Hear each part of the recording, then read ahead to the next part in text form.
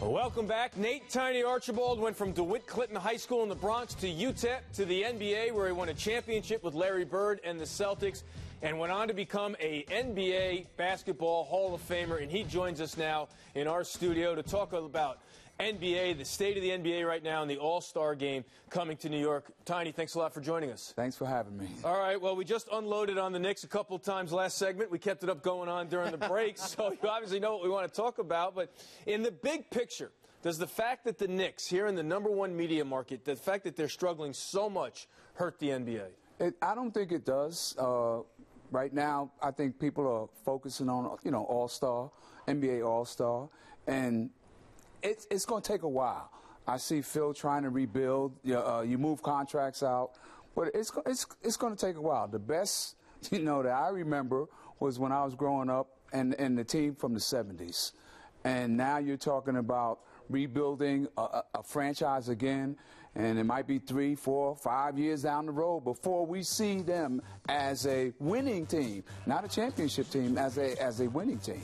Tiny, when you look at Phil, and you mentioned, and we know how wonderful, splendid, immortal he was as a head coach and all the championships that he won, now he's in a different role as a personnel man, putting a team together, a roster together. Do you think Phil can turn this thing around? I think it'll have to be a couple years.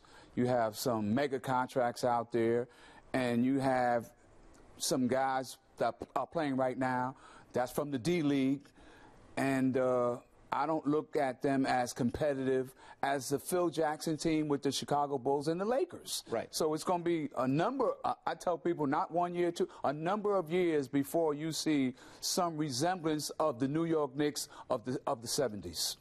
You've been in a long line of New York City point guards. When you look at the ones who've come out, who do you think are some of the best now and in the past? Well, we're talking about Stephon Marbury, who's in China, Kenny Anderson, Mark Jackson, Rod Strickland, who were all playing for the Knicks or the Nets. And Stephon Curry, to me, is the #1 guard that I saw make quantum leaps about his game. When he first came in, he was more of a shooter.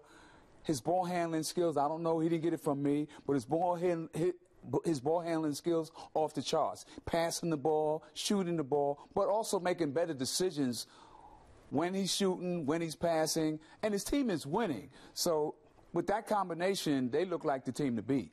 When I was growing up in the 80s, New York City was still the basketball hub. Great players came out of this city. I certainly heard of the stories from years before where even more great basketball players come out of the city. It doesn't seem that as many come out nowadays. Where has the great New York City basketball player gone? Well, I think it's still there, and not that New York is in a rebuilding state.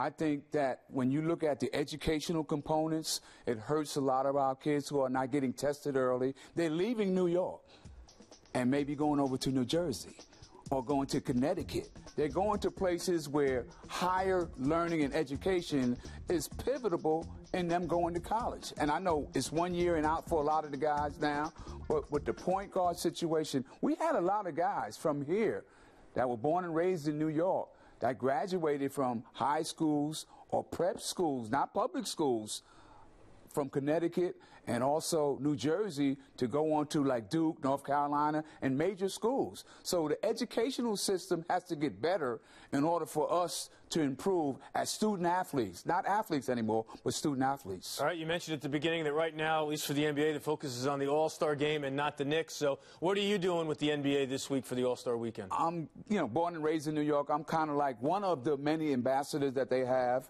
and I'm excited for All-Star Weekend because I think it takes away a lot of the pressure from the teams that are playing in New York right now. You talk about the Knicks and the Nets, but I think All-Star opens up so many avenues. You're talking about the foreign players, the players that are coming in, also the people who are fans, and it's a global game now. So you got players all over the world. And the NBA has NBA houses in Manhattan and also Brooklyn.